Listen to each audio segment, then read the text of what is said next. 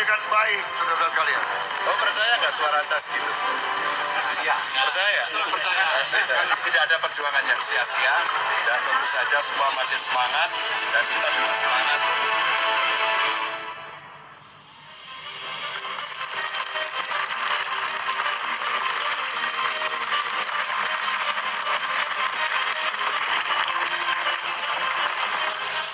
Pemirsa, pemungutan suara telah usai, proses penghitungan suara telah dimulai.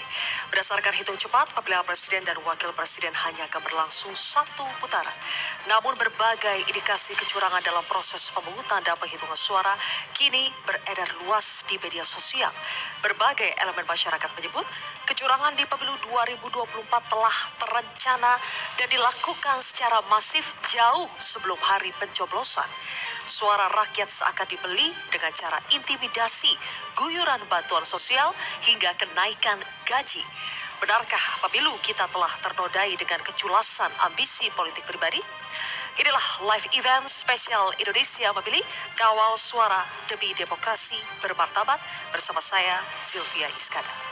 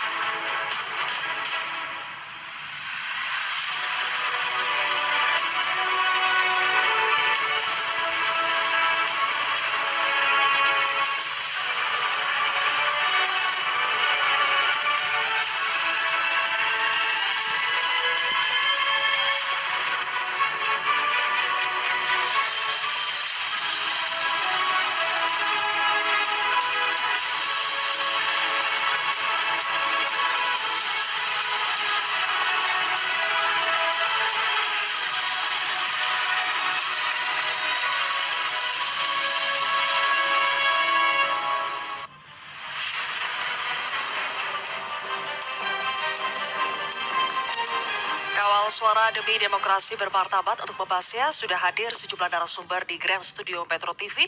Di sebelah kanan saya pemirsa ada Co-Captain Timnas Amin, Sudirman Said. Selamat malam. Berikutnya ada Deputi Politik TPN Ganjar Mahfud Andi Wijayanto. Mas Andi, selamat malam. Selanjutnya di sebelah kiri saya ada pakar hukum tata negara Bivitri Susanti. Kemudian pakar politik ada Profesor Ikrar Nusa Bakti, Prof. Ikrar. Dan juga dosen pemilu Fakultas Hukum Universitas Indonesia, Titi Anggraini. Selamat malam, Mbak Titi. Pemirsa, kami juga masih menantikan kedatangan dari Sekretaris TKN Prabowo Gibran, Nusron Wahid, yang mudah-mudahan akan segera bergabung bersama kita di sini. Kalau begitu langsung saja kami mulai diskusi pada malam hari ini.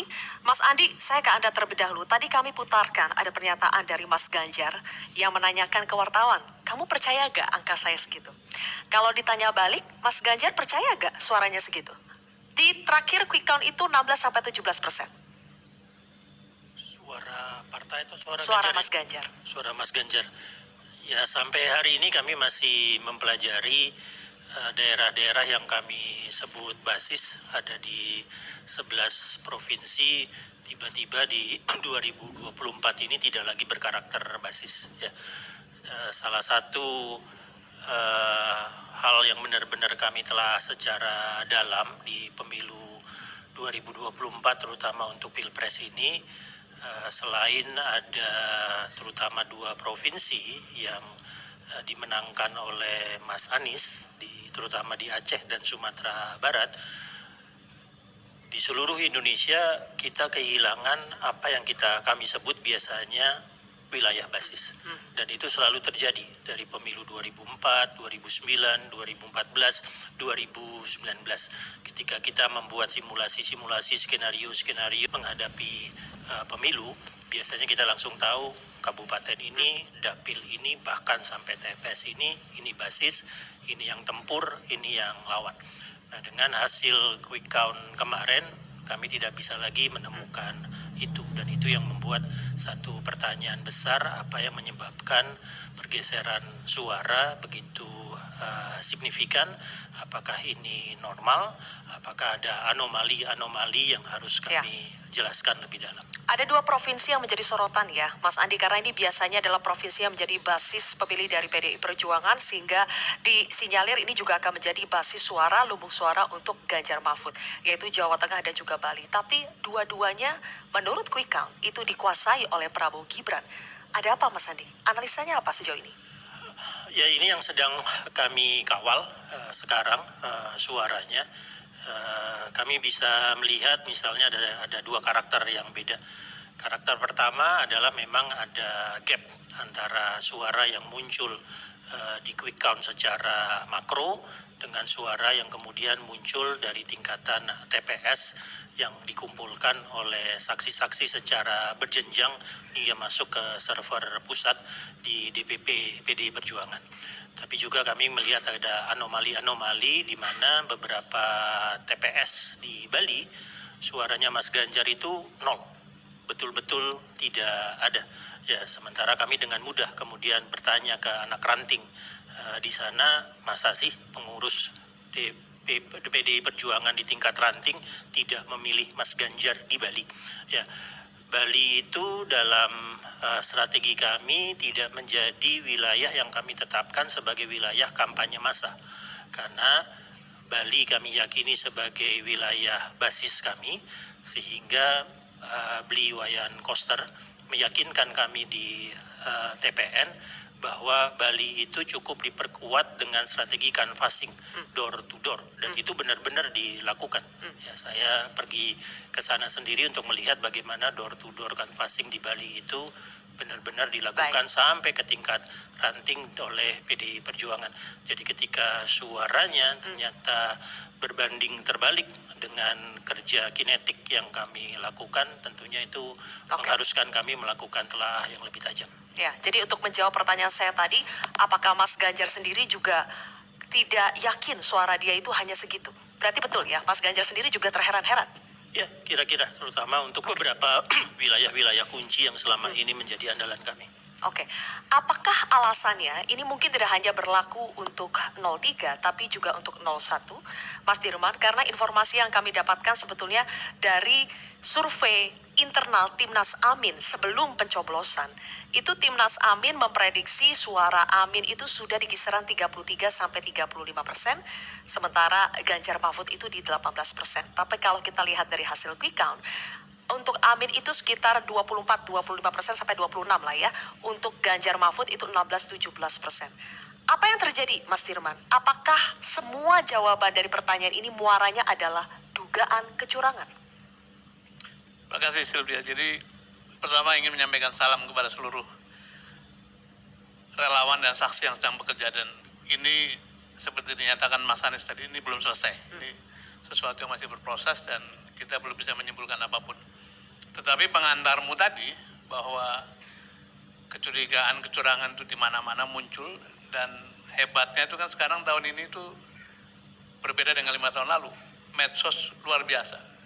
Kejadian berapa detik kemudian beredar gitu. Jadi sesuatu yang lebih ditutupi. Jadi kami tadi diskusi di kantor menyimpulkan bahwa film yang dibintangi oleh sahabat saya ini itu betul-betul hanya sebagian kecil dari apa yang kami alami, baik selama persiapan maupun selama sampai pada penghitungan sekarang. Jadi ini sesuatu yang seperti kita ini iya diberi warning sudah lama, tapi kejadian betulan, dan kejadiannya itu seperti lebih dahsyat daripada yang kita perkirakan. Jadi kejutan yang membuat semua orang itu, kalau orang Jawa bilang kami tenggengen, kok begini ya gitu, kok sampai begini gitu. Jadi saya mengamini Mas Andi tadi bahwa kita perlu kaji betul, karena bagi kami, bagi kita semua saya kira yang harus diperjuangkan itu bukan semata-mata elektoral menang, untuk masing-masing pos kepengen menang gitu.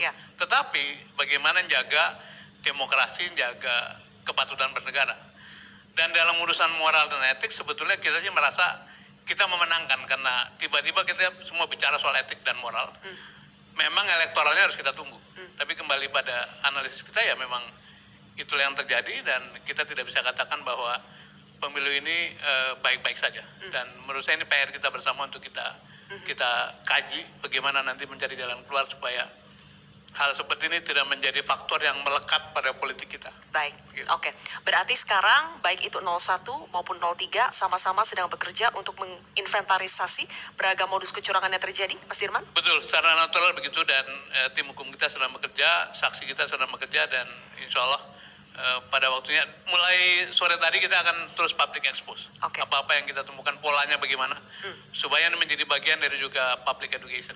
Baik. Pendidikan publik. Baik, Mas Dirman, Mas Andi, dan juga rekan-rekan sekalian, kita sudah kedatangan lagi satu orang narasumber yang sudah bergabung. Silakan Mas Nusron Wahid, Sekretaris TKN Prabowo Gibran.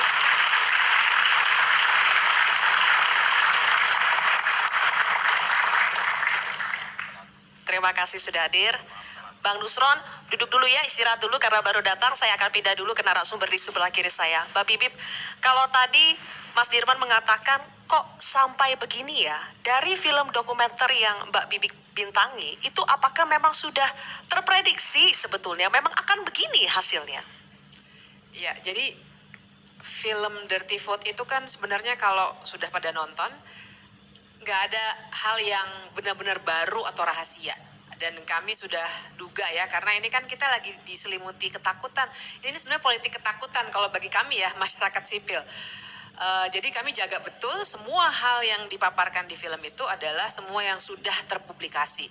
Kalau misalnya saya ingat Pak JK sempat bilang, wah itu baru 25%. Ya karena yang bisa kami keluarkan yang aman secara legal, ya segitu. Dan dari situ sebenarnya kita sudah bisa melihat bahwa kalau hari ini kita bertanya-tanya soal hasil quick count, saya sendiri sebagai orang yang belajar, percaya pada metodologi quick count. Jadi buat saya nggak ada masalah quick count-nya. Tapi demokrasi itu bukan angka. Kita tidak bisa bilang bahwa quick count juga bisa menggambarkan apa yang terjadi di balik angka-angka itu. Kita nggak tahu kenapa. Jadi quick count-nya oke, saya bisa terima secara metodologis, tapi quick count tidak bisa secara metodologis juga menangkap mengapa angkanya bisa segitu. Nah sebenarnya itulah yang coba diungkap melalui Dirty Vote, karena Dirty Vote sebenarnya menggambarkan potensi-potensi kecurangan yang nanti bisa kita gali sama-sama, yang sifatnya terstruktur dan sistematis, sehingga bisa berakibat pada angka. Soalnya kalau kita berdebat di level perhitungan, bahkan pun bukan quick count, tapi hasil rekapitulasi nanti, kita akan bisa berdebatnya mungkin 1 juta di sana, 1.000 di sini, 2.000 di sebelah sana. Ya. Tapi kan soalnya itu tadi, kita dikecilkan dengan soal-soal yang sifatnya kuantitatif gitu, Ya. jumlah. Padahal kita mesti cek dulu bagaimana jumlah itu bisa terakumulasi. Nah, di Dirty Vote yang digambarkan adalah ternyata bisa ada potensi peristiwa-peristiwa yang membuat munculnya angka-angka yang sekarang menimbulkan tanda tanya di hadapan kita. Misalnya tadi soal Bali, itu juga kami pas keluar tuh ungkapan ekspresi awal kami adalah, nah ini berarti sebenarnya semuanya bisa diprediksi dalam tanda kutip, karena seakan-akan kami bisa bilang Dirty Vote sebenarnya udah bilang bahwa hasilnya akan begini. Jadi kami tidak kaget sebenarnya, karena itulah yang akan dihasilkan dari sebuah sistem yang memang disalahgunakan oleh yang punya kekuasaan. Oke, kita teriak-teriak sistem yang disalahgunakan, tapi ada juga yang mengatakan bahwa rakyat yang menentukan. Mau apapun itu kita teriak kecurangan di mana-mana, tapi rakyat yang sudah menentukan dan itu yang harus kita hargai. Nanti kita akan bahas lebih jauh soal itu, perdebatan soal itu, pemirsa. Kami akan kembali sesaat lagi.